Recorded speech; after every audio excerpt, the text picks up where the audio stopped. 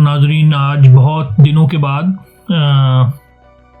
एक और वीडियो बना रहा हूँ मैं बहुत खुश हुआ। बहुत सारे लोगों ने मुझसे जब ये इंक्वायर किया कि मैं कहाँ हूँ और मैं वीडियोस क्यों नहीं बना रहा हूँ। मैं एक्सपेक्ट नहीं कर रहा था, यकीन कीजिए मुझे नहीं पता था कि मुझे इतने लोग सुनते हैं। तो बहुत सारे लोगों का मैसेज आया, बहुत सारे लोगों ने कमेंट किए पिछली वीडियोस पर कि आप कहाँ हैं और आप क्यों नहीं वीडियो बना रहे। तो बहुत अच्छा लगा। हकीकत यह है कि मैं असल में ज़रा दुनिया घूमने गया हुआ था। मैं यूरोप गया हुआ था। मैंने जर्मनी देखा, मैंने इटली देखा, मैंने स्विट्ज़रलैंड देखा। जर्मनी और इटली तो मैं पहले भी जा चुका था, लेकिन स्विट्ज़रलैंड मेरा पहली दफ़ा था, तो इस वजह से मैं वीडियोस नहीं बना पा रहा था। और बहुत मज़ा आता है जब आप उन चीज़ों के बारे में जाकर पढ़ें, उन चीज़ों को जाकर देखें जिनके बारे में आप पढ़ते रहे हों, तो बहुत मज़ा आता है। बहुत हिस्ट्री है। जैसे जर्मनी में तो बहुत हिस्ट्री है, फर्स्ट वर्ल्ड वॉर की, सेकेंड वर्ल्ड वॉर की, बहुत सारे ब्रिजेस हैं, बिल्डिंग्स हैं। अब मुझे सेकेंड वर्ल्ड वॉर का इतना शौक नहीं है जितना किसी ज़माने में हुआ करता था। मैं बहुत बड़ा ख्वार था सेकेंड वर्ल्ड वॉर का। मैंने मेरा ख्याल है 50-60 बुक्स सेकेंड वर्ल्ड वॉर पर पढ़ी होंगी, और बहुत सारी मूवीज़ भी मैंने सेकेंड वर्ल्ड वॉर पे देखी हैं। और यानी 10 साल ज़िंदगी के मैंने लगाए हैं सेकेंड वर्ल्ड वॉर पे, लेकिन अब ख़त्म हो गया। 10 साल हो गए अब मुझे सेकेंड वर्ल्ड वॉर का कोई शौक नहीं है। मेरी जब शादी हुई तो ऐसे नहीं, हम लोग क्या करते थे कि एक दिन मेरी बीवी डिसाइड करती थी कौन सी मूवी देखनी है, एक दिन मैं डिसाइड करता था। तो मैं इसको वॉर मूवीज़ दिखाता था अपनी बीवी को। तो एक दिन मैंने वो मूवी लगाई, मशहूर मूवी है, जर्मन मूवी है, दास बूट। वो सबमरीन्स के ऊपर है। वो बहुत लंबी मूवी है, 3-3.5 घंटे की मूवी है, बहुत स्लो मूवी है। तो जिन लोगों को ज़्यादा पता नहीं हो सेकेंड वर्ल्ड वॉर का, उनको मज़ा नहीं आएगा। तो मेरी बीवी आज तक मुझे ताने देती है कि तुमने मुझे दास बूट दिखाई थी। मेरे जो वीडियो एडिटर है राव साहब, राव भाई, यहाँ पर दास बूट की तस्वीर लगा दीजिएगा तो लोगों को ज़रा कॉन्टेक्स्ट मिल जाएगा उसका। बहुत ज़बरदस्त मूवी है, देखने वाली मूवी है। लेकिन अब मुझे बिल्कुल यानी सेकेंड वर्ल्ड वॉर का शौक नहीं है। मैं उसके बारे में कुछ भी नहीं पढ़ता हूँ। लेकिन हाँ, यानी जब आप वो जगहें देखते हैं जिनके बारे में आप पढ़ते रहे हो, तो बहुत मज़ा आता है। तो अगर कोई अमीर आदमी मेरी वीडियो सुन रहा है भाई, अगर आप चाहते हैं कि मैं भी स्टोरी ऑफ सिविलाइजेशन लिख दूं ईस्ट की, जैसे विल ड्यूरांट ने वेस्ट की लिखी है ना, तो आप मुझे स्पॉन्सर करें, मैं लिख दूंगा। लेकिन लिखूंगा मैं वैसे ही जैसे विल ड्यूरांट ने लिखी है, यानी वो एक एक बिल्डिंग को जाकर देखूंगा, एक एक तस्वीर को जाकर देखूंगा। ये मतलब उसको 40-45 साल लगे थे वेस्ट की स्टोरी ऑफ सिविलाइजेशन लिखने में। 40-50 वेस्ट, जिसकी सिविलाइजेशन ही नहीं है। तो ईस्ट का तो आप समझ लें कितना बड़ा काम है। ईस्ट की जो सिविलाइजेशन है उसका तो कोई मुकाबला ही नहीं है वेस्ट के साथ। तो मतलब मैं कहना ये चाह रहा हूँ, विल ड्यूरांट का मैं बहुत बड़ा आशिक हूँ। उसने बहुत बड़ा काम किया, बहुत बड़ी किताब लिखी, लेकिन बहुत जगहों पर उसने ईस्ट को डाउन प्ले भी किया है। ये मैं गारंटी से कह रहा हूँ, क्योंकि मैंने वो स्टोरी ऑफ सिविलाइजेशन की 11 किताबें पढ़ी हैं। और एक दफ़ा नहीं पढ़ी, मैंने 3 दफ़ा पढ़ी हैं। वो 1 साल लगता है वो पढ़ते पढ़ते, कम अज कम। मैंने 3 दफ़ा पढ़ी हैं। मेरे मार्किंग्स भी करी हैं, नोट्स भी बनाए कि कहाँ कहाँ पे उसने यानी ईस्ट को डाउन प्ले करने की कोशिश करी है। मैं उसका बहुत बड़ा फैन हूं, लेकिन ये काम उसने किया है। और अब मुझे पता है कि उसने इंडिया पर भी एक बुक लिखी है। बल्कि वो जो उसका पहला जुमला है कि एक प्राइवेट कंपनी ने एक सिविलाइजेशन को बर्बाद कर दिया, जो शशि थरूर भी यूज करता है ये जुमला अपनी तकरीरों में। फिर उसके बाद शशि थरूर ने भी एक बुक लिखी, उसके पहले पैराग्राफ में भी शशि थरूर ने विल ड्यूरांट का जिक्र किया। तो मैंने ये किताबें पढ़ी हुई हैं, लेकिन फिर भी मतलब ये कि मैं लिख सकता हूँ story of civilisation of the east. West की तो लिख दी उसने, मैं ईस्ट की लिख दूंगा अगर आप मुझे स्पॉन्सर करें। मजाक कर रहा हूँ। नहीं तो मैं आपको एक बात बताऊं। देखिए, एक बहुत अच्छी बात याद आ गई। देखिए, गांधी से ना एक दफा किसी ने, वेस्टर्न रिपोर्टर ने पूछा कि आपकी वेस्टर्न सिविलाइजेशन के बारे में क्या ओपिनियन है। लेकिन जो लोग बड़े लोग होते हैं ना, वो किसी वजह से बड़े लोग होते हैं।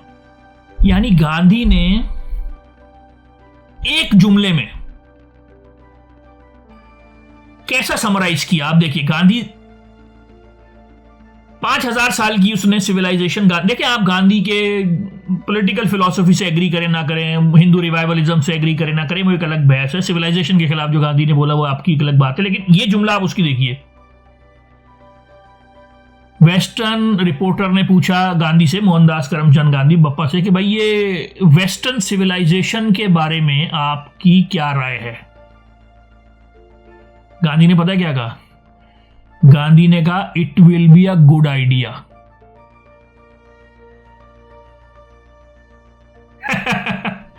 यानी जो बड़ा आदमी होता है वो किसी वजह से बड़ा आदमी होता है। एक जुमले में 5000 साल की तारीख उसने बोल दी, it will be a good idea. तो ये हाल है वेस्टर्न सिविलाइजेशन का compare to east.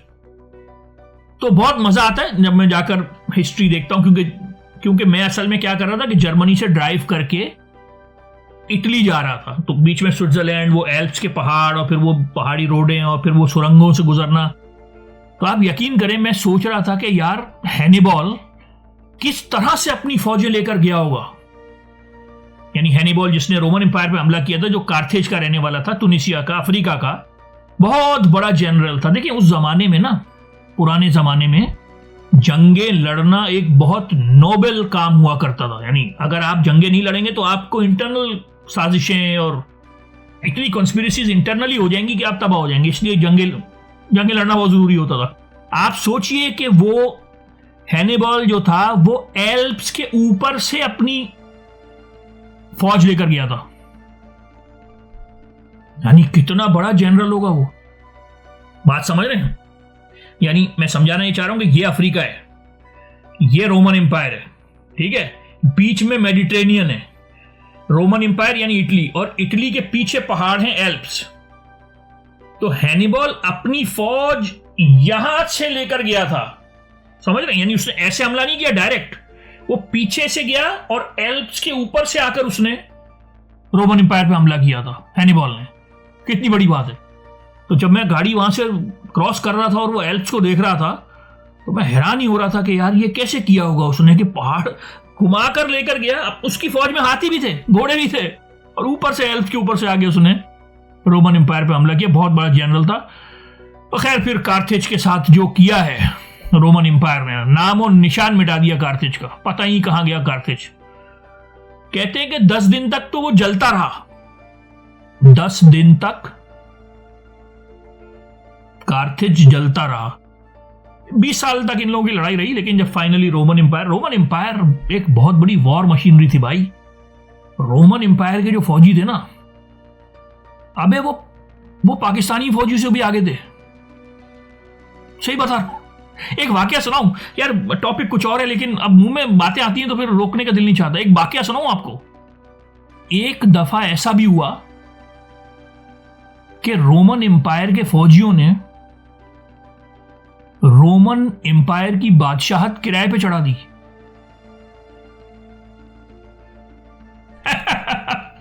Roman empire जिसकी पूरी दुनिया पे राज था, उसकी बादशाहत किराए पे चढ़ा दी। किराए पे चढ़ा दी भाई। वो हमसे भी आगे थे, पाकिस्तानी फौज से भी आगे थे वो।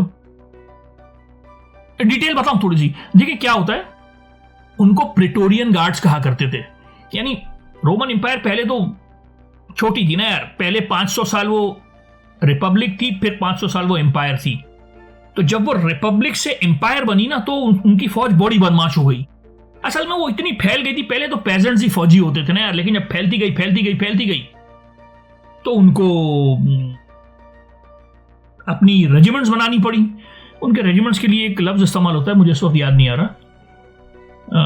तो उनको अपनी रेजिमेंट्स दुनिया के मुख्तलिफ इलाकों में खड़ी करनी पड़ी। 2 जर्मनी पे खड़ी करनी पड़ी, एक तुर्की पे खड़ी करनी पड़ी, एक सीरिया पे खड़ी करनी पड़ी, एक यानी पूरी दुनिया में जहां जहां उनकी हुकूमतें थी वहां उनको अपनी वो रेजिमेंट्स कहते हैं क्या, उन नाम याद नहीं आ रहा, वो खड़ी करनी पड़ी जर्मनी के ऊपर, इधर उधर, ताकि कहीं से हम पे हमला ना हो। लेकिन उनका रूल ये था कि कोई भी जनरल अपनी फौज लेकर इटली में नहीं घुस सकता, यह रूल था। तो बादशाह की प्रोटेक्शन के लिए जो फौज थी उसको प्रेटोरियन गार्ड्स कहा करते थे। तो प्रेटोरियन गार्ड्स की बड़ी बदमाशी थी, वो डिसाइड करते थे अगला बादशाह कौन बनेगा। और खैर है, वो तो डिसाइड करते थे, लेकिन एक वक्त इतना बुरा आ गया कि वो किराए पर चढ़ा दी उन्होंने बोली लगाई कि किसको बादशाह बनना है। ये कॉन्स्टेंटिनोपल से पहले की बात कर रहा हूं, कॉन्स्टेंटीन से पहले की। कॉन्स्टेंटीन ने आगे फिर तो अरेंज की ना, चीजों को ऑर्गेनाइज किया, लेकिन यहां तक वो गिर गए थे कि वो रोमा ये उसने लिखा है, गिबन्स ने अपनी हिस्ट्री में ये वाकया लिखा है कि किराए पे चढ़ा दी भाई। रोमन एम्पायर की बादशाह, प्रिटोरियन गार्ड्स की बात कर रहा हूं, वो जो लीजेंस, सॉरी वो लफ्ज जो मुझे नहीं याद आ रहा था, वो लीजेंस थी। वो जो लीजेंस थी वो तो खैर बड़े अच्छे फौजी थे, वो तो पूरी दुनिया से रोमन एम्पायर को प्रोटेक्ट करते थे। लेकिन जो प्रिटोरियन गार्ड्स थे, जो शहर के अंदर फौजी हुआ करते थे, जब फौजी शहर में आ जाए तो फिर तो उसकी बदमाशी नहीं रोकी जा सकती ना, तो उन्होंने किराए पे चढ़ा दी रोमन एम्पायर की बादशाह भाई, और फिर उस बादशाह को भी मार दिया थोड़े अरसे बाद पैसों के चक्कर में। देखिए आपको एक बात बताऊं, अभी एक और बात आ गई दिमाग में, साइड नोट्स ही आए जा रहे हैं, अभी शुरू नहीं कर रहा मामला में। एक बात बताऊं आपको, ये जो वेस्टर्न दिमाग है ना, ये डायलेक्टिक्स में क्यों सोचता है आपको पता है? क्यों सोचता है बता दूं। देखिए रोमन एम्पायर 1000 साल तक कायम रही, कोई सोच भी नहीं सकता था कि रोमन एम्पायर के 1000 साल के उरूज के बाद 1000 साल की डार्क एजेस आएंगी।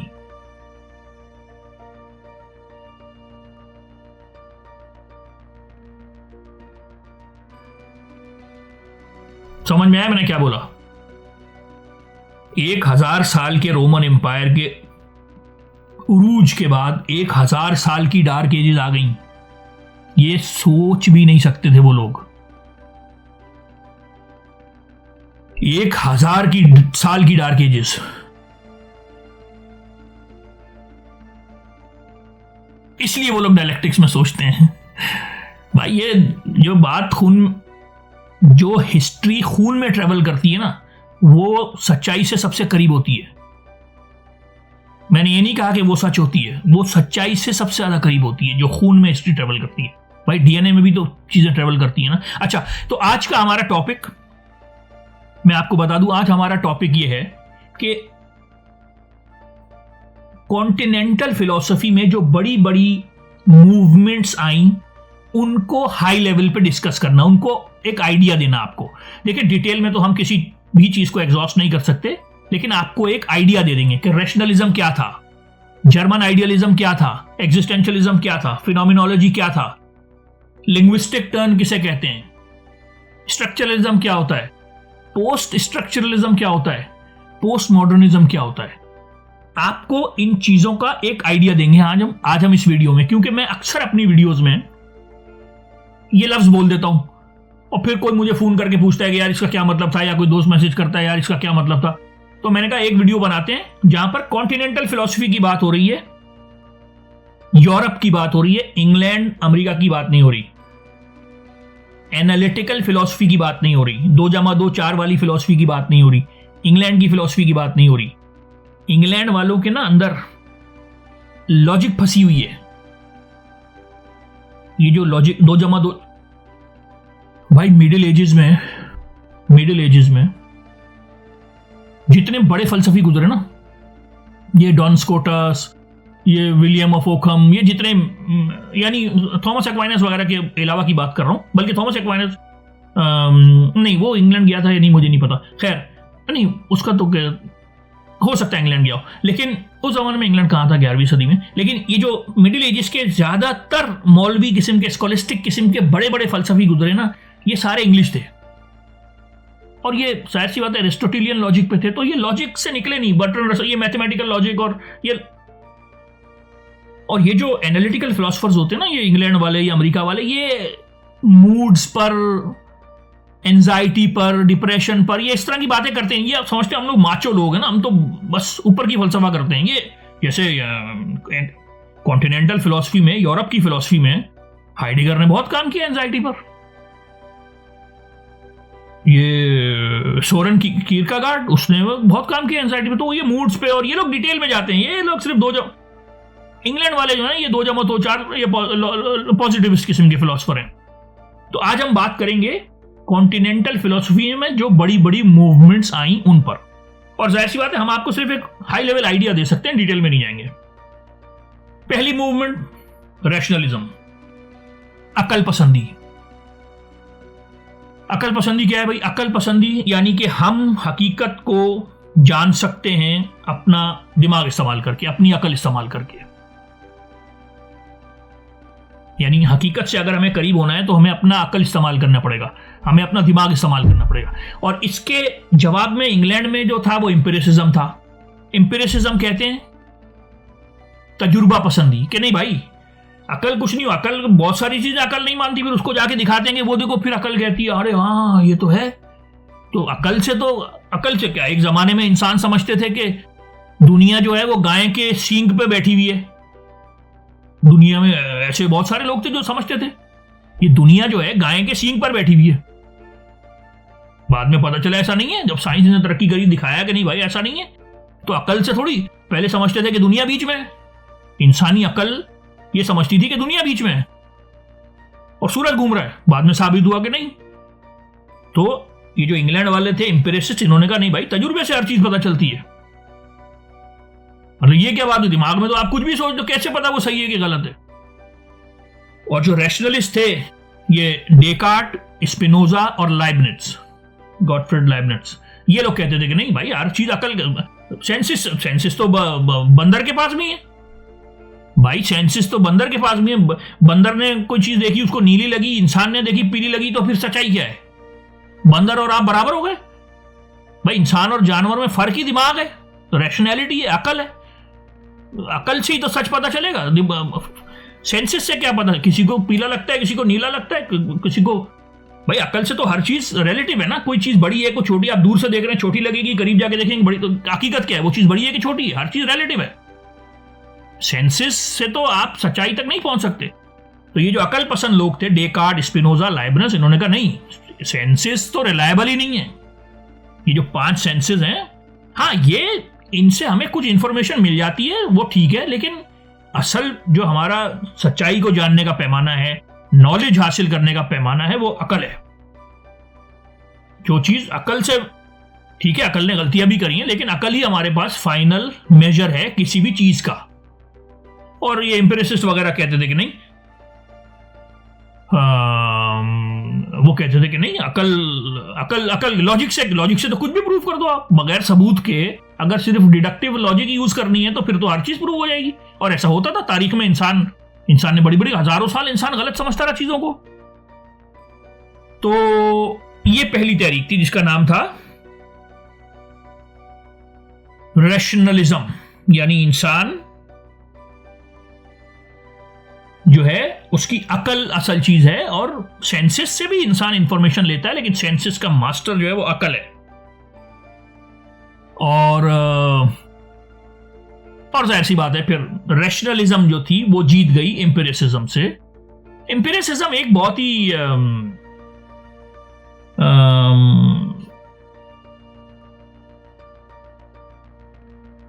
ये जो एम्पिरिसिज्म थी ना, ये तजुर्बा पसंद तहरीक थी, ये इतनी ज्यादा स्ट्रॉन्ग तहरीक नहीं थी। ये इस तहरीक के बानी थे ये John Locke, Thomas Hobbes, David Hume वगैरह। और ये मैं कैसे समझाऊं आपको, देखें ये एक बेवकूफाना तहरीक थी, लेकिन ये बहुत तेज लोग थे, ये John Locke, Thomas Hobbes, David Hume वगैरह ना, ये जान के इसको पुश कर रहे थे एम्पिरिसिज्म को। इसके पीछे बहुत सारे रीजंस थे, इनको खुद भी पता था कि सिर्फ सेंसेस से काम नहीं चलता, अकल भी बहुत कुछ, लेकिन ये पुश कर रहे थे।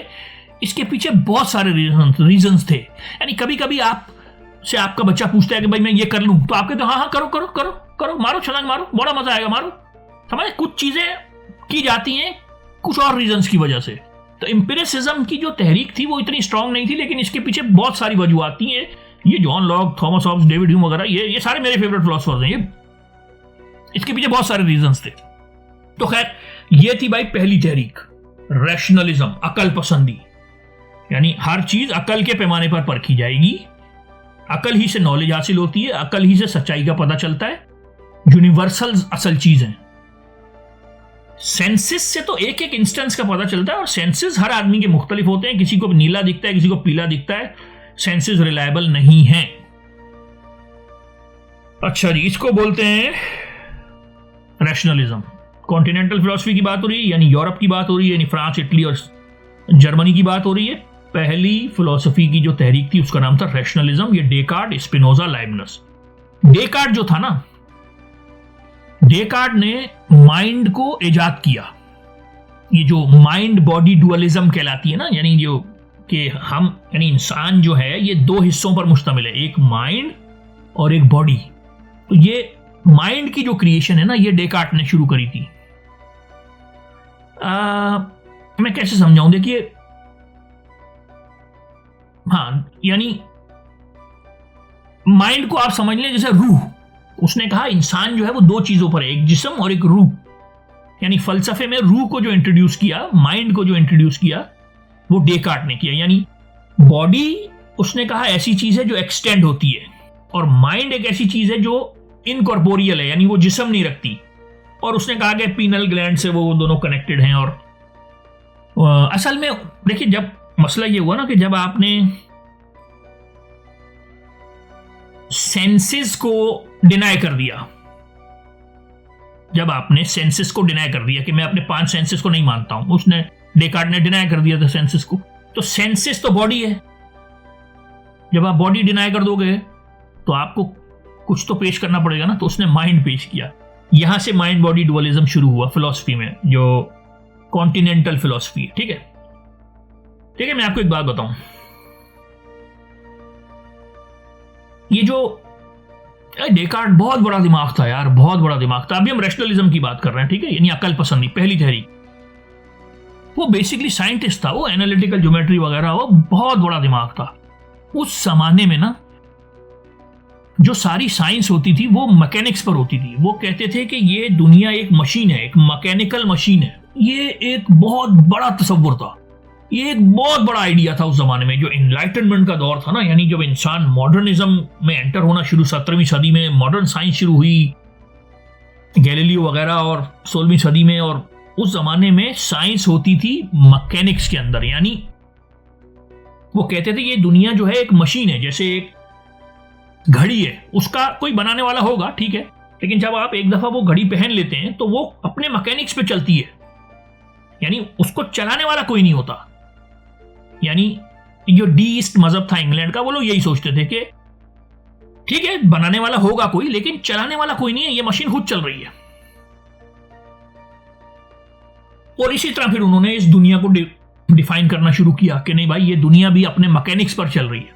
क्योंकि इस थ्योरी से पहले, मैकेनिज्म से पहले, वाइटलिज्म यानी वो अरस्तू से जो शुरू हुआ था, कि वो ये कहते थे कि हर चीज में रूह है, हर चीज में, यानी पत्थर जो नीचे गिरता है वो इसलिए गिरता है क्योंकि पत्थर नीचे जाना चाहता है, यानी पत्थर का दिल नीचे जाना चाहता है, दुनिया के सेंटर तक जाना चाहता है। ये अरस्तू की जो वेजिटेटिव सोल की थ्योरी है, यानी दो चीजें जो एक दूसरे को अट्रैक्ट कर रही हैं वो इसलिए कर रही हैं कि भाई वो एक दूसरे से प्यार करती हैं, अगर रिपेल कर रही हैं दो बॉडीज तो वो इसलिए कर रही हैं कि वो नफरत करती हैं। इस तरह की बातें की जाती थी। मैकेनिकल बातें जब शुरू हुई तो ये एक नया आइडिया था कि जनाब ये दुनिया तो एक मैकेनिकल तरीके से चल रही है, और ये मैकेनिकल साइंस बहुत बड़ा, ये वो लोग थे वो कहते थे कि भाई इन्होंने मशीन में जिन डाला हुआ है, तो भाई मशीन कैसे चल रही है। यानी जब हिंदुस्तान में पहली दफा ट्रेन आई है ना, तो हिंदुस्तानी भी यही समझते थे कि यार ये अंग्रेजों ने ये ट्रेन में पहले डब्बे में जिन बांधे हुए हैं तभी तो ये चल रही है, वरना इसके आगे तो घोड़े ही नहीं है, ये ट्रेन कैसे चल रही है। इसको गोस्ट इन द मशीन कहते हैं। और ये जो मैकेनिकल आइडियाज थे ना, ये उस जमाने के सबसे बड़े आइडियाज थे। वो बड़ा हुआ मैकेनिकल साइंस, दुनिया मशीन है। लेकिन फिर एक साइंटिस्ट आया भाई, उसने कहा नहीं भाई ये दुनिया एक्टिव इंटरवेंशन से चल रही है। ठीक है, मैकेनिकल लॉज हैं, लेकिन उन मैकेनिकल लॉज को एक्टिवली कोई एडजस्ट करता है। उसका नाम था न्यूटन। न्यूटन ने कहा ठीक है यहां पर मैकेनिकल लॉज हैं, हम उन लॉज को आइडेंटिफाई भी कर लेंगे। बल्कि उसने कहा हमें नहीं पता ग्रेविटी क्या है, शायद हम कभी पता चला लें, लेकिन उसने बताया कि ये मैकेनिकल रिलेशनशिप्स हैं। लेकिन उसने कहा कि ये ऐसा नहीं है कि ये मशीन खुद चल रही है, इसको एक्टिवली कोई आइडेंटिफाई कर एडजस्ट कर रहा है, ये प्रिंसिपिया में लिखा है उसने। यानी जो मैकेनिकल वर्ल्ड व्यू था उसको उसने धचका पहुंचाया। लोग समझे कि यार ये तो हमें फिर से पीछे की तरफ लेके जा रहा है, वही अरिस्तु वाली बातें कर रहा है कि पत्थर नीचे जाना चाहता है। और वो न्यूटन बहुत पक्का मजहबी आदमी था भाई। न्यूटन ने अपनी जिंदगी के 25 साल सोना बनाने में लगा दिए, जिसको अल्केमी कहते हैं। मतलब मैं खुदा ना कसम है, मैं कोई तंज नहीं कर रहा हूं, मैं समझाना ये चाह रहा हूं कि वो बहुत रिलीजियस माइंडसेट वाला आदमी था भाई। उससे बड़ा दिमाग तो पैदा ही नहीं हुआ। लेकिन देखिए यार, कोई इस कमेंट को गलत ना ले ले तो मैं समझा दूं, टेक्निकली सोना बनाना पॉसिबल है, पता है ना आपको, एलिमेंट्स ट्रांसम्यूटेट हो सकते हैं। वो प्रैक्टिकल नहीं है, वो और बात है, लेकिन कागज पे इट कैन बी डन। वो गलत नहीं था भाई, मेरी क्या औकात है उतने बड़े साइंटिस्ट को मैं गलत बोलूं। समझाने के लिए जुमला बोला कि वो बहुत रिलीजियस माइंडसेट वाला आदमी था। तो उसने ये कहा कि ये दुनिया मैकेनिकल रिलेशनशिप्स जरूर हैं, लेकिन इन मैकेनिकल रिलेशनशिप्स को कोई एक्टिवली एडजस्ट कर रहा है। और आज आपको पता है साइंटिस्ट क्या बोलते हैं? अबे रैशनलिज्म पे कितना टाइम लग गया, टाइम कहां था, 26 मिनट हो गए, अभी तो बात शुरू करी है यार, अभी तो रैशनलिज्म पर है। अच्छा बताओ आज के फिजिसिस्ट क्या बोलते हैं? देखिए आज के फिजिसिस्ट ये बोलते हैं कि मैटर एग्जिस्ट नहीं करता। आपको पता है ना, यानी जब हम एक एटम को देखते हैं, देख तो नहीं सकते, मतलब आज तक किसी ने नहीं देखा, लेकिन जब हम एटम को ऑब्जर्व करते हैं, उसके सब एटॉमिक पार्टिकल्स को ऑब्जर्व करते हैं, अब मैं तेज बोल रहा हूं, तो यानी वो स्ट्रिंग थ्योरी क्या है? वो कहते हैं वो तो एटम तो खाली है, 99% तो वो खाली है, और उसमें सिर्फ एनर्जी है, सिर्फ एनर्जी है भाई। वो जो इलेक्ट्रॉन प्रोटॉन मूव कर रहे हैं वो क्योंकि मैटर की डेफिनेशन थी ना कि जो चीज भी जगह घेरे, जो चीज भी वॉल्यूम रखे, जो चीज भी जिसको ग्रेविटी अट्रैक्ट करे, तो ये तो एटम तो खाली है, उसमें तो सिर्फ एनर्जी है, तो मैटर तो एग्जिस्ट ही नहीं करता। यानी मैं कहना ये चाह रहा हूं कि मशीन एग्जिस्ट नहीं करती, गोस्ट एग्जिस्ट करता है। यानी बॉडी एग्जिस्ट नहीं करती, माइंड एग्जिस्ट करता है टेक्निकली। बात समझ रहे हैं आप? तो इसको बोलते हैं रैशनलिज्म।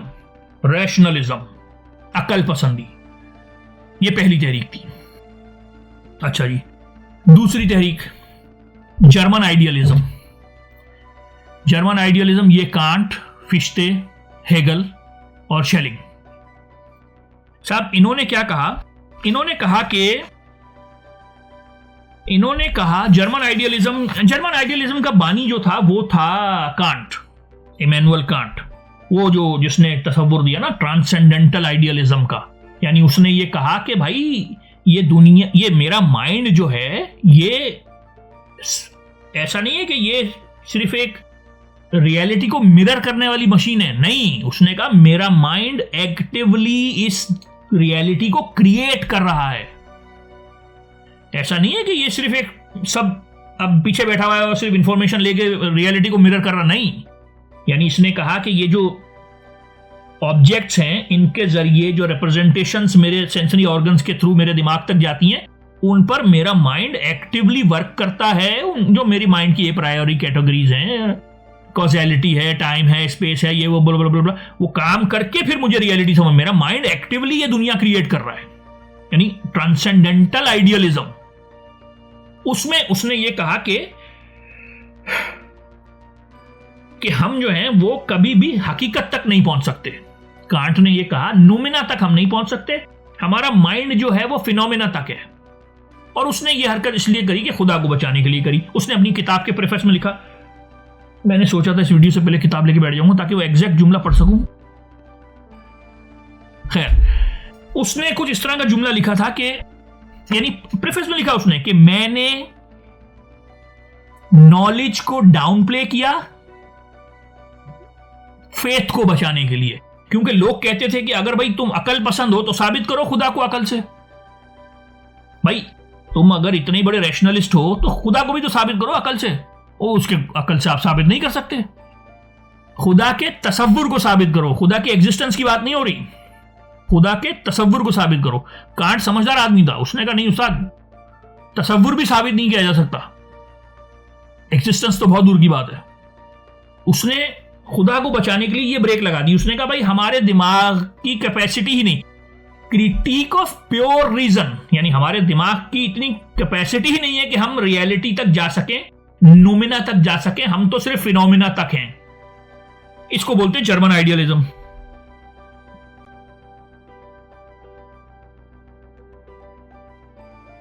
ठीक है, इसको बोलते हैं जर्मन आइडियलिज्म। और बाद में जो आने वाले फिलोसोफर्स आए, फिश्ते, हेगल, शेलिंग, इन लोगों ने इसी लाइन पे काम किया। इसको बोलते हैं जर्मन आइडियलिज्म। यानी हेगल जो था ना, हेगल ने कहा कि अच्छा, हम हकीकत तक नहीं पहुंच सकते, नोमिना तक नहीं पहुंच सकते। हेगल ने कहा अच्छा, एपिस्टेमोलॉजिकली नहीं पहुंच सकते, खैर मैं मेटाफिजिकली पहुंचा दूंगा। यार हेगल जो था ना, एक बात बोलूं यार, बुरा तो नहीं मनाएंगे आप लोग। देखिए, मुझे पता है एक दौर ऐसा भी गुजरा है कि पूरी दुनिया के जितने बड़े बड़े फलसफी थे ना, ये सारे हेगेलियन थे। खुदा की कसम, इतना सारे फलसफी हेगेलियन थे पूरी दुनिया के। एक बात बताऊं, दुनिया में ऐसे ऐसे लोग भी हैं जो समझते हैं कि हेगल की जो किताब है ना, फिनोमेनोलॉजी, उससे अच्छी किताब लिखी ही नहीं जा सकती। ऐसे लोग भी हैं। कार्ल मार्क्स हेगेलियन था, शुरू में तो हेगेलियन था।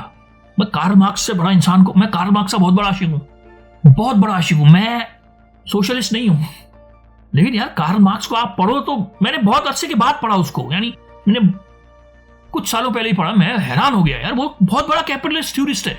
मैं समझता था कि उसकी किताबों में हमें सोशलिज्म के बारे में मिलेगा, भाई वो कैपिटलिस्ट थ्योरिस्ट है। उसको पढ़ के फिर मैंने एडम स्मिथ को पढ़ा। मैं एडम स्मिथ के बारे में बड़ा बुरा ओपिनियन रखता था, वो डिवीजन ऑफ लेबर कर गया, और ये जब पता नहीं होता चीजों का तो इंसान बहुत जल्दी ओपिनियन बना लेता है। खैर, तो हेगल के बारे में एक बात बोलूं तो मैंने आपको पहले रैशनलिज्म, अक्ल पसंदी बताया, फिर उसके बाद जर्मन आइडियलिज्म, जो कांट जिसका लीडर था, कि भाई हम हकीकत तक नहीं पहुंच सकते, हम सिर्फ फिनोमिना तक हैं। उसने ये हरकत करी मजहब को बचाने के लिए, कांट ने। और हेगल, फिश्ते, शेलिंग जर्मन आइडियलिस्ट कहलाते हैं।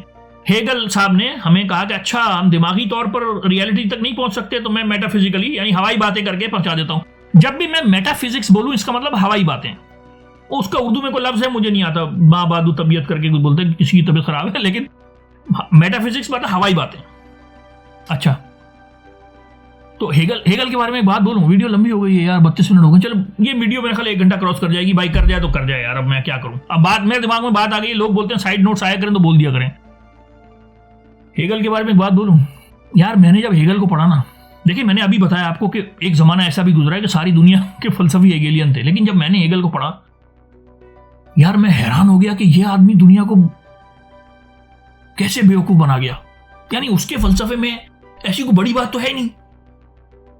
भाई फलसफियों का काम है कि मुश्किल बातें, मुश्किल कॉन्सेप्ट्स आसान करके पेश करें। आप नीचा को पढ़ें, आप कियरकेगार्ड को पढ़ें, विजडम ही विजडम, और आप हेगल को पढ़ें। अबे सामने की बातें ऐसी घुमा के लिख रहा है। मैं बड़ा हैरान हुआ कि यार, मतलब ये बंदा इतना मशहूर है, मतलब इसने दुनिया में आग लगाई हुई है। भाई कोई नई बात तो नहीं है, दुनिया आगे की तरफ जा रही है, वो थीसिस, एंटीथेसिस, सिंथेसिस, यानी ऐसी तो कोई बात नहीं है जो आम इंसान ना सोच सके। तो मैं बड़ा हैरान हुआ भाई। मैं देखिए, मैं कोई कॉलेज का प्रोफेसर तो हूं नहीं कि मैं आपको बताऊं। मैं तो भाई फाइनेंस की फील्ड में काम करता हूं और फलसफा शौक से पढ़ता हूं। मैं तो अपना ओपिनियन देता हूं। जब मैंने पढ़ा, मैं बड़ा हैरान हुआ कि यार ये तो सामने की बात है, सादा सी बात है यार, ये बंदा इतना मशहूर है दुनिया में। लेकिन जो हेगेलियंस हैं भाई, वो मैंने आपसे कहा ऐसे लोग भी हैं, वो कहते हैं फिनोमेनोलॉजी से अच्छी किताब लिखी ही नहीं जा सकती। हेगल के आशिक आज जो अमेरिका का जो क्या है, जो सबसे बड़ा फिलोसोफर है, नाम याद नहीं आ रहा, बहुत बड़ा फिलोसोफर हेगेलियन है। बल्कि ये सारे हेगेलियन थे यार, ये हेगेलियन, कॉन्टिनेंटल और एनालिटिकल दोनों फिलोसफीज पर राज किया है हेगल ने। खैर, लेकिन अपने को भाई ऐसा तो होता ना, आउट ऑफ द वर्ल्ड, ऐसी तो कोई बात नहीं लगी। अच्छा जी, तो ये बात हो गई रैशनलिज्म की, फिर बात हो गई जर्मन आइडियलिज्म की। अब बात करते हैं तीसरी तहरीक, एग्जिस्टेंशियलिज्म। इस पे ज्यादा बात नहीं करेंगे। देखिए, एग्जिस्टेंशियलिज्म से मुराद ये कि भाई हम कहां से आ गए, ये दुनिया में हमें किसने भेज दिया, हमने क्या करना है, ये दुनिया का what is the meaning of life, मैं कहां से आया हूं, मैं कहां जा रहा हूं, मैं क्यों आया हूं, मेरी जिंदगी का मकसद क्या है। यानी जब इसमें फ्रेडरिक नीचा और कियरकेगार्ड ने बहुत काम किया। इसको एग्जिस्टेंशियलिज्म बोलते हैं। एग्जिस्टेंशियलिज्म में असल मजा जो है ना, वो नॉवेल राइटर्स है, अल्बर्ट कमूस, जॉन पॉल सार्थर, इन लोगों ने बड़ा जबरदस्त काम किया एग्जिस्टेंशियलिज्म में। बल्कि वो प्ले राइटर्स, वो जो था सैमुअल बेकेट, वो जो जेम्स जॉयस का दामाद था, उसने वो जो वेटिंग फॉर गोडो, भाई मैंने अभी 1-2 हफ्ते पहले फिर पढ़ा, बल्कि देखा यूट्यूब पे, क्योंकि वो प्ले जो है ना, वो प्ले देखने में मजा आता है। मैंने पहले पढ़ना शुरू किया, लेकिन फिर मैंने कहा नहीं, यूट्यूब पे सर्च करता हूं तो बहुत सारे मिल गए मुझे, 5-6 लोगों ने बनाया हुआ है और बड़ी साफ आवाज में वो प्ले यूट्यूब पे अवेलेबल है। तो मजा आया, पूरा देखा मैंने दोबारा से, क्या जबरदस्त। तो इसको एग्जिस्टेंशियलिज्म कहते हैं, यानी पहले रैशनलिज्म, डेकार्ट, स्पिनोजा, लाइबनिट्ज, उसके बाद German idealism, can't, Hegel, फिश्ते, shelling. Can't जो था ना, देखिए कांट ने क्या कहा, कांट ने कहा कि आप रियलिटी तक नहीं पहुंच सकते, आपका दिमाग जो है वो रियलिटी तक नहीं जा सकता, आप सिर्फ फिनोमिना तक हैं। कांट ने बहुत बड़ा अटैक किया रीजन पर, अकल पर। ये हकीकत में खुदा को बचाने के चक्कर में उसने अकल को डाउन प्ले कर दिया। देखिए ये जो एनलाइटनमेंट थी ना, ये जो मॉडर्निज्म था ना, ये जो दुनिया तरक्की कर रही थी, इसके पीछे एक ही लफ्ज था, रीजन। अगर आपने 16, 17, 18 सेंचुरी की यूरोप की तारीख पढ़ी हो, रीजन रीजन रीजन रीजन, यानी reason as against religion, as against revelation.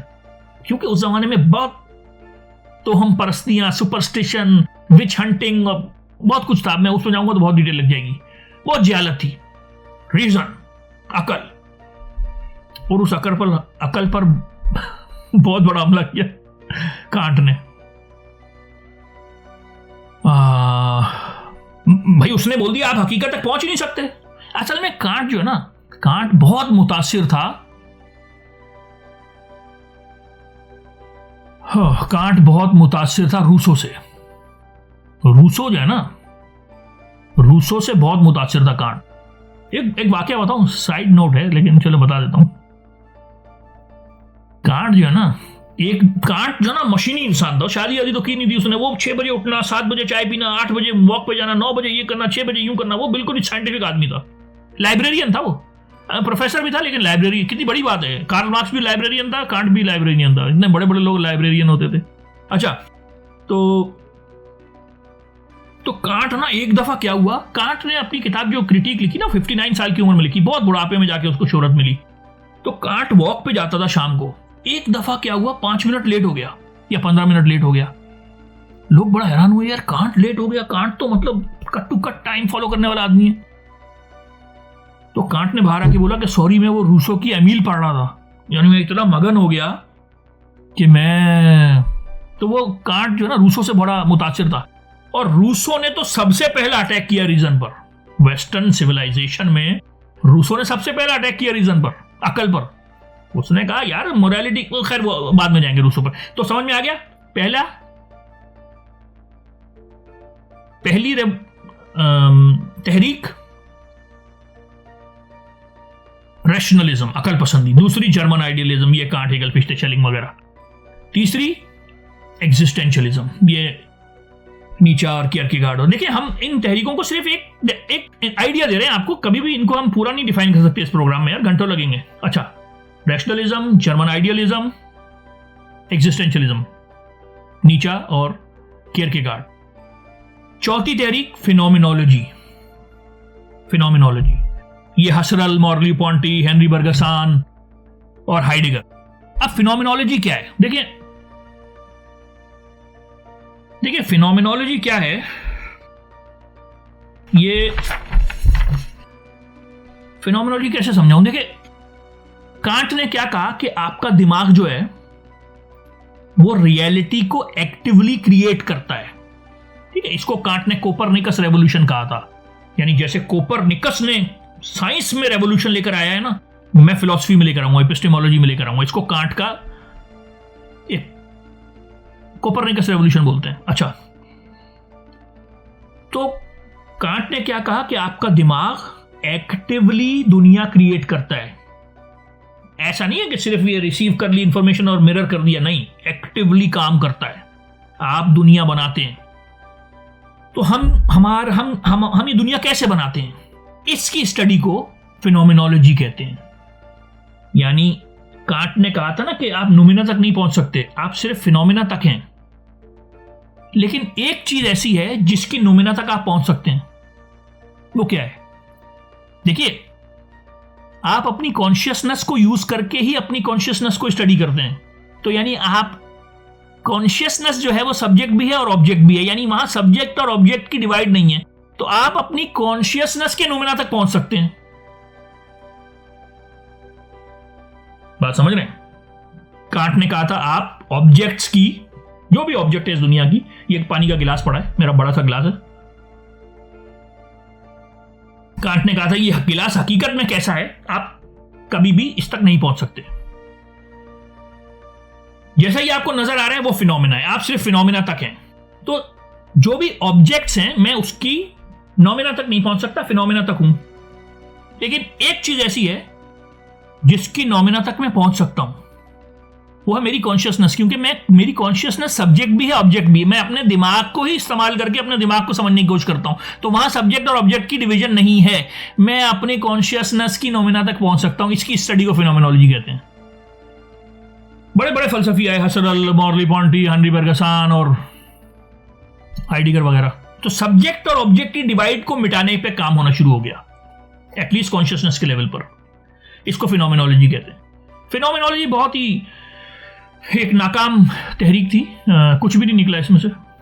अच्छा जी, तो ये 4 तरीके मैंने आपको बताई, रैशनलिज्म, जर्मन आइडियलिज्म, एग्जिस्टेंशियलिज्म, वजूदी फलसफा, और फिनोमिनोलॉजी। अच्छा, ये चारों तो थी फिलोसॉफिकल तहरीकें, मूवमेंट्स। इसके बाद कोई फिलोसॉफिकल मूवमेंट नहीं आई। इसके बाद और चीजें हुई जिन्होंने फिलॉसफी पर असर डाला, समझ रहे हैं? जिसमें स्ट्रक्चरलिज्म, पोस्ट स्ट्रक्चरलिज्म, हार्मोन्यूटिक्स और मॉडर्निज्म, पोस्ट मॉडर्निज्म। तो अब हम ये चारों चीजें डिस्कस करेंगे। ये चारों तहरीकें कोई एंथ्रोपोलॉजी में शुरू हुई थी, कोई लिंग्विस्टिक्स में कहीं शुरू हुई थी, लेकिन इन्होंने असर डाला फिलॉसफी पर। तो ये पहली 4 तो फिलोसॉफिकल तहरीकें थी, rationalism, German idealism, existentialism, phenomenology. इसके बाद की जो मूवमेंट्स थी वो और कहीं शुरू हुई थी और उन्होंने फिलॉसफी पर असर डाला। ठीक है। अच्छा, एक बात बता दूं, 19वीं सदी के बाद फलसफा हो गया खत्म, सिर्फ लिंग्विस्टिक फिलॉसफी रह गई। इसको कहते हैं लिंग्विस्टिक टर्न। ये बहुत बड़ा टर्न था।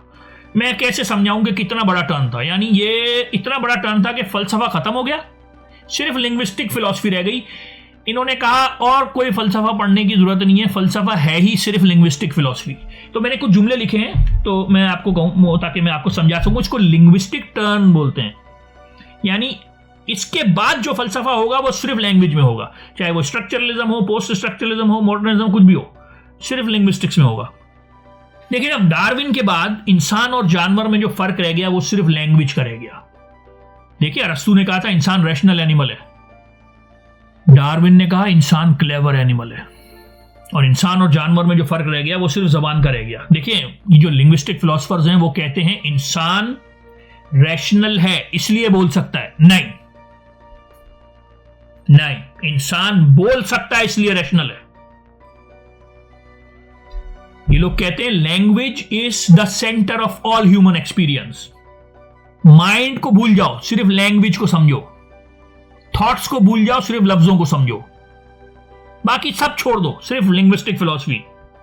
There are no questions of philosophy that are not the questions of language. यानी फलसफे के सारे सवाल जो हैं वो लैंग्वेज के सवाल हैं। All consciousness is a linguistic affair. हमारा जितना अकल, शऊर, होश है, इट्स अ लिंग्विस्टिक अफेयर। हमारी रियलिटी हमारी लैंग्वेज है, कोई रियलिटी नहीं है। हमारी जबान हमारी दुनिया है, हमारी जबान ही खुदा है, हमारी जबान ही रियलिटी। समझाने की कोशिश कर रहा हूं कि लिंग्विस्टिक टर्न कितना बड़ा था। अगर आप अपनी एग्जिस्टेंस का मीनिंग समझना चाहते हैं, यानी आप जानना चाहते हैं कि आप क्यों पैदा हुए हैं, तो आप ये लफ्ज जो है ना एग्जिस्ट, इसका मतलब समझ लें, आपको समझ में आ जाएगा आप क्यों पैदा हुए हैं। आप अगर बीइंग का मतलब समझना चाहते हैं, होना, तो आप ये जो लफ्ज है ना आई, मैं, इसका मतलब समझ लें, आपको समझ में आ जाएगा कि होना क्या होता है। ये रिचर्ड रोटी ने इसको 19वीं सदी का सबसे बड़ा फिलोसॉफिकल डिस्कवरी कहा था। ये जो लिंग्विस्टिक टर्म है, मैंने आपसे कहा ना सारा पुराना फलसफे की किताबें फेंक दो, सिर्फ लिंग्विस्टिक फिलोसफी रह गई। यानी सारा हमारा जो सेंटर ऑफ एक्सपीरियंस है वो लैंग्वेज है।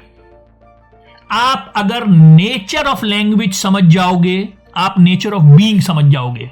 अपनी जबान समझ जाओगे कहां से आई है, आप समझ जाओगे आप कहां से आए हो। डरीडा ने कहा था लैंग्वेज इज आर रियलिटी। लूशन ने कहा था our unconscious is structured as a language. ये बात गलत साबित हो गई, लेकिन इसने ये कहा था। समझ में आ गया? पहली 4 तहरीकें मैंने आपसे क्या कहा, रैशनलिज्म, जर्मन आइडियलिज्म, एग्जिस्टेंशियलिज्म और फिनोमिनोलॉजी। ये मैंने चारों डिफाइन कर दी। इसके बाद लाइन लगा दो रेड रंग की। इसके बाद जो फलसफा हुआ वो सिर्फ लैंग्वेज में हुआ, चाहे कॉन्टिनेंटल फिलोसफी की बात करें, चाहे एनालिटिकल फिलोसफी की बात करें। एनालिटिकल फिलोसफी में हुआ था ना विटगेनस्टाइन। समझ गए? 4 rationalism, German idealism, existentialism, phenomenology. इसके बाद रेड लाइन लिंग्विस्टिक टर्म। अब जो फलसफा होगा वो सिर्फ लैंग्वेज में होगा। और फिर इसके बाद जो तहरीकें आई उनमें पहली तहरीक थी स्ट्रक्चरलिज्म, दूसरी तहरीक थी पोस्ट स्ट्रक्चरलिज्म, हर्मेनेटिक्स और पोस्ट मॉडर्निज्म। देखिए लैंग्वेज जो है ना, इतनी लंबी हो गई वीडियो भाई, मैं बनाया जा रहा हूं, अब कोई देखे ना देखे, बात बीच में तो नहीं छोड़ सकते। लैंग्वेज जो है ना, देखिए लैंग्वेज ये मोजा है। लैंग्वेज मैं कैसे बोल रहा हूं भाई, इंसान कितनी आवाजें निकालता है मुंह से, 20-25, और 25 आवाजों से गाता भी है, शायरी भी करता है, क्या क्या बोलता है। ये जो अल्फाबेट्स है ना, गैलीलियो ने कहा था इंसान की जो सबसे बड़ी इजाद है वो अल्फाबेट्स है। यार कितनी बड़ी बात है, मेरे दिमाग में हजारों सोचें आती हैं, उन हजारों से मैं एक पिक करता हूं, उनको अल्फाज में कुछ आवाजें निकालता हूं मुंह से, और आप समझ जाते हैं कि मैं क्या सोच रहा हूं। ये मुआवजा है भाई जबान। हमें नहीं पता जबान कैसे शुरू हुई, हमें इंसानों को आज तक नहीं पता ये जबान कैसे शुरू हुई, हमने कैसे बोलना शुरू कर दिया, और हमने लिखना कैसे शुरू, अल्फाबेट्स कहां से आए, ये सारी चीजें हमें नहीं पता। बात समझ रहे हैं? तो लैंग्वेज जो है भाई ये मुआवजा है, और इस पे बहुत काम हो रहा है। जो लिंग्विस्टिक आइडियलिज्म कहते हैं, इस पे मैंने आपसे कहा ना 20वीं सदी में फलसफे में सिर्फ लिंग्विस्टिक्स में काम हुआ है। अच्छा जी, अब बात करते हैं अगली तहरीक की, जिसका नाम है स्ट्रक्चरलिज्म। देखिए मैंने आपसे कहा था स्ट्रक्चरलिज्म ये फिलोसॉफिकल तहरीक नहीं थी, लेकिन इसने फलसफे पर असर डाला। स्ट्रक्चरलिज्म क्या होता है? देखिए पहले क्या होता था कि आपके साथ जो भी होता था इस दुनिया में, जो भी कुछ होता था, आप कह देते थे कि भाई ये तो ऊपर वाले ने किया है। आपको कोई ख्वाब आया, आपने कह दिया कि भाई ये तो डिवाइन मैसेज है। ये ईसाइयत में भी है, हिंदुइज्म में भी, इस्लाम में भी, बल्कि क्रिश्चियनिटी से पहले ये जो ग्रीक्स थे वहां भी यही था। एक जुमला बोलूं, बड़ा जबरदस्त जुमला याद आ गया, रिपब्लिक का जुमला है। रिपब्लिक जो प्लेटो की सबसे बड़ी डायलॉग है ना, सबसे बड़ा डायलॉग है। देखिए एक बात बताऊं, इंशाल्लाह कभी मौका मिला ना तो आप लोगों को अफलातून और सुकरात का फर्क समझाऊंगा। बहुत बारीक फर्क है, कभी मौका मिला तो समझाऊंगा, अभी टाइम नहीं है। तो रिपब्लिक में सुकरात कहता है, अगर आप, मैंने रिपब्लिक पर वीडियो भी बनाई है, अगर आपने देखी हो, तो सोल के 3 दर्जे होते हैं ना। तो सबसे जो निचला दर्जा होता है जो भूख से रिलेटेड होता है, खाना या सेक्सुअल डिजायर्स या ये सारी चीजें, तो सुकरात कहता है जो शख्स अपने सोल के सबसे निचले दर्जे को सेटिस्फाई करने में लगा रहता है ना, उसको सच्चे ख्वाब नहीं आते। यानी पहले जमाने में ये तसव्वुर था कि सच्चे ख्वाब जो हैं, बल्कि अगर आपने अफलातून का एक और डायलॉग है फेडो, वो पढ़ा हो, तो फेडो सुकरात जेल में है और इंतजार कर रहा है अपनी फांसी का, और वो आते हैं तो वो शायरी कर रहा है। सुकरात शायरी कर रहा है, तो उसके दोस्त बड़े हैरान होते हैं कि भाई तुम, यानी आप समझ रहे हैं सुकरात ने तो सारी जिंदगी ही शायरों के खिलाफ गुजार दी, वो शायरी कर रहा है, कह रहा है मुझे ख्वाब आया। यानी कितना बड़ा चेंज, सुकरात शायरी कर रहा है, वो कह रहा है मुझे ख्वाब आया। तो ख्वाबों की बड़ी, बल्कि एक और डायलॉग है क्राइटो में भी, जो अपनी फांसी का वेट कर रहा है, सुकरात का दोस्त है क्राइटो, वो आके उसको बोलता है चलो तुम्हें भगा के ले जाता हूं। तो उसमें वो आके बोलता है कि मुझे लगता है कि आज तुम्हें मार देंगे। वो कहता है नहीं, मुझे आज नहीं मारेंगे, कल मारेंगे। बोला क्यों? बोला मुझे ख्वाब आया। तो ये ख्वाबों की बड़ी अहमियत होती थी। वो समझते थे ख्वाब एक डिवाइन मैसेज है। लेकिन फिर एक स्ट्रक्चरलिस्ट आया भाई, जब इन्होंने 19वीं सदी में जब खुदा को निकाल दिया ऊपर से, तो एक स्ट्रक्चरलिस्ट पैदा हुआ, उसका नाम था सिगमंड फ्राइड। उसने कहा नहीं भाई ये ख्वाब, उसने बड़ी प्यारी किताब लिखी इंटरप्रिटेशन ऑफ ड्रीम्स, मैंने पढ़ी है भाई। मैं साइकोलॉजी की किताबें नहीं पढ़ता हूं क्योंकि साइकोलॉजी अपना सब्जेक्ट ही नहीं, समझ में नहीं आता, और मैं बड़ा इंटिमिडेटेड था उस बुक से कि ये तो मेरी समझ में नहीं आएगी, मुझे साइकोलॉजी का अलिफ भी नहीं पता। लेकिन मैंने निकाल के पढ़ी। वो होता है जब आप कोई नया सब्जेक्ट पढ़ते हैं तो हर लफ्ज को गूगल करना पड़ता है कि इसका क्या मतलब है, इसका क्या कॉन्सेप्ट, लेकिन ऐसा नहीं हुआ। थोड़ा बहुत हुआ लेकिन आसानी, जितने मेरे दिमाग में था ना कि मुझे तो बिल्कुल समझ में नहीं आएगी सुपर ईगो क्या होता है, एड क्या होता है, वो जो बातें मशहूर है फ्रॉइड के बारे में। लेकिन बहुत उसने बताया कि भाई ये ख्वाब, ये तो आपके सबकॉन्शियस में जो मामला चल रहे हैं उनके पीछे जो स्ट्रक्चर है उसकी वजह से हो रहा है, ऊपर से थोड़ी कोई मैसेजेस आ रहे हैं। यानी स्ट्रक्चरलिज्म कहते हैं कि इंसानों ने जमीन पर चीजों के रीजंस ढूंढना शुरू किए, स्ट्रक्चर्स ढूंढना शुरू किए, हिडन स्ट्रक्चर्स जानना शुरू किए कि क्या चल रहा है। यानी बात समझ रहे हैं, जमीन से अब अगर ऊपर खुदा नहीं है तो फिर मुझे ख्वाब क्यों आ रहे हैं, तो यानी फिर उसने बताया कि आपके सबकॉन्शियस में जो स्ट्रक्चर है या आपकी जो हिस्ट्री है, आपका बचपन है, आपका ये, वो असल में सिगमंड फ्राइड बड़ा सेक्स ऑब्सेस किस्म का आदमी था। वो हर चीज में सेक्स घुसेड़ता था। उसकी बहुत सारी थ्योरीज रिजेक्ट हो गई, लेकिन मॉडर्न साइकोलॉजी का बानी तो वही है, साइको एनालिसिस का बानी वही है। भाई वो उसकी एक थ्योरी है पीनिस एनवी। वो कहता है लड़कियां जब जवान हो रही होती हैं, यानी 11, 8, 10 साल की होती हैं, तो वो उनको जब पता चलता है कि हमारे पास पीनस नहीं है, तो उनके अंदर मर्दों से एक एनवी आ जाती है। तो इस तरह की बहुत सारी बेकार की बातें भी उसने लिखी हैं सिगमंड फ्राइड ने ना। बड़ा सेक्स ऑब्सेस्ड आदमी था। तो इंसानों ने जमीन पर स्ट्रक्चर ढूंढना शुरू किए। जैसे मैं आपको एक बात बताऊं, पहले जमाने में ना जो गरीब होता था वो समझता था कि भाई मैं गरीब हूं क्योंकि अल्लाह ने मुझे सजा दी है। लेबर का मतलब है सजा, आपको पता है। यानी बाइबल में, ओल्ड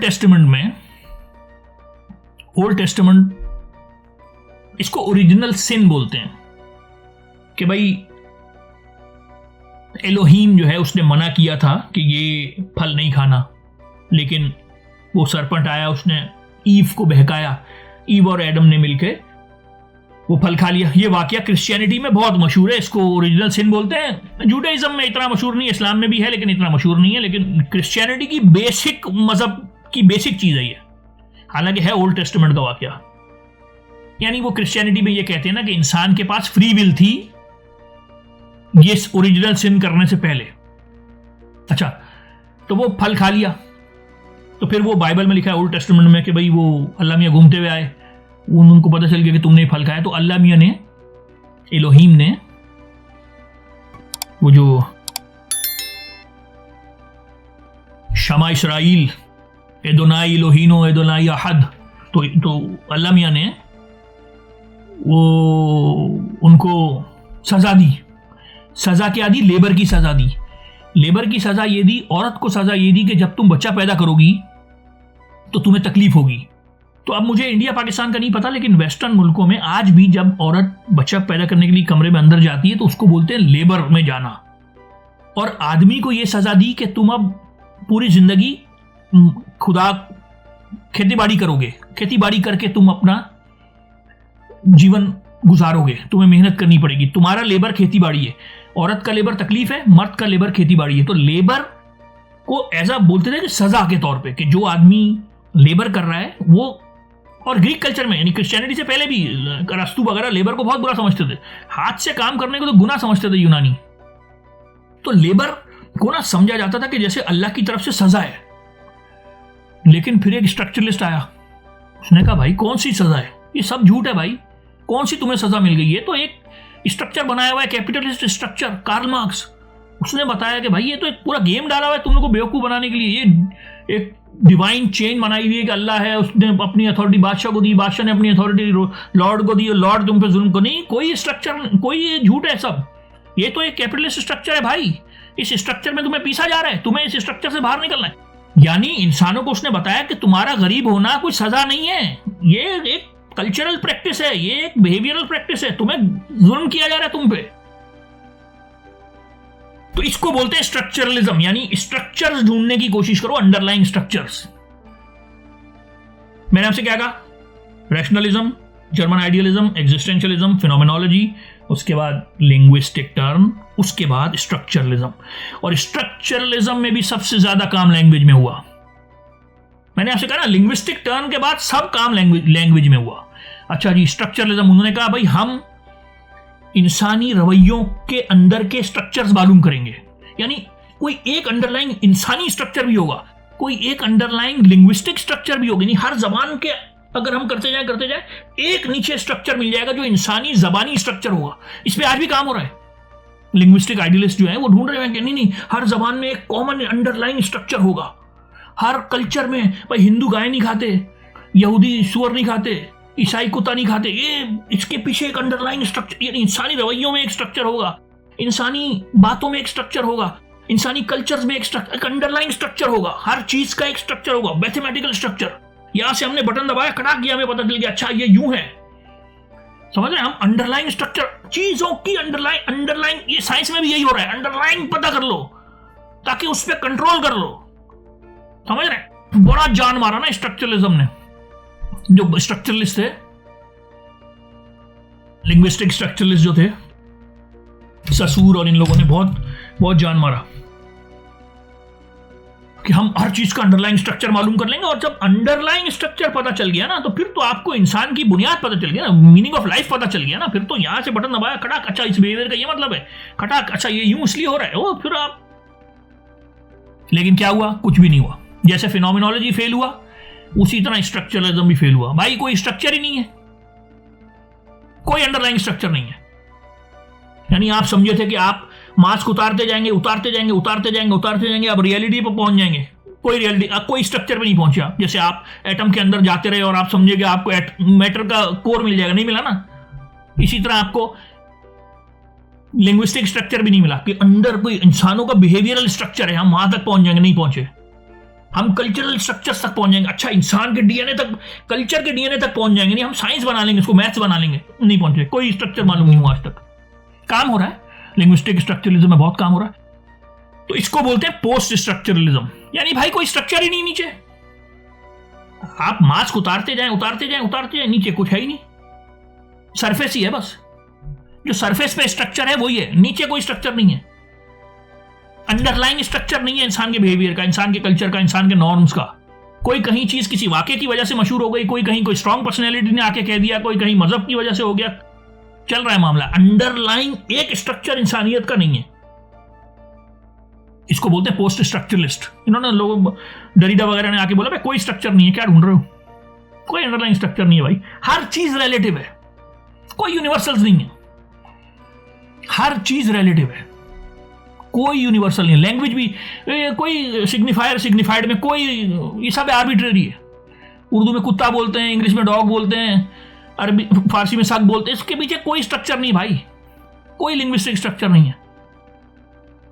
वो अकबर बादशाह के दौर में हुआ था या क्या औरंगजेब के दौर में हुआ था, वो जो बहुत सारे बच्चों को एक महल में बंद कर दिया था पैदा होते ही, गंग महल कहते थे उसको। कर वो वीडियो बहुत लंबी हो जाएगी, कर उसकी डिटेल में गए। ठीक है, हमने बात कर ली रैशनलिज्म की, हमने बात कर ली जर्मन आइडियलिज्म की, हमने बात कर ली एग्जिस्टेंशियलिज्म की, हमने बात कर ली फिनोमेनोलॉजी की, फिर मैंने आपको बताया लिंग्विस्टिक टर्न आ गया, फिर स्ट्रक्चरलिज्म की बात हो गई कि इंसानों ने फिर जमीन पे स्ट्रक्चर ढूंढना शुरू किए, और फिर वो समझे कि हम बहुत ही जाके नीचे हम असल स्ट्रक्चर मालूम कर लेंगे, वो नहीं हो सका। सरफेस पे जो स्ट्रक्चर है वो मालूम हो सकते हैं भाई। तो इसको बोलते हैं पोस्ट स्ट्रक्चरलिज्म, कि स्ट्रक्चर है ही नहीं, नीचे कोई स्ट्रक्चर नहीं, ऊपर जो मिल रहा है वही स्ट्रक्चर है भाई।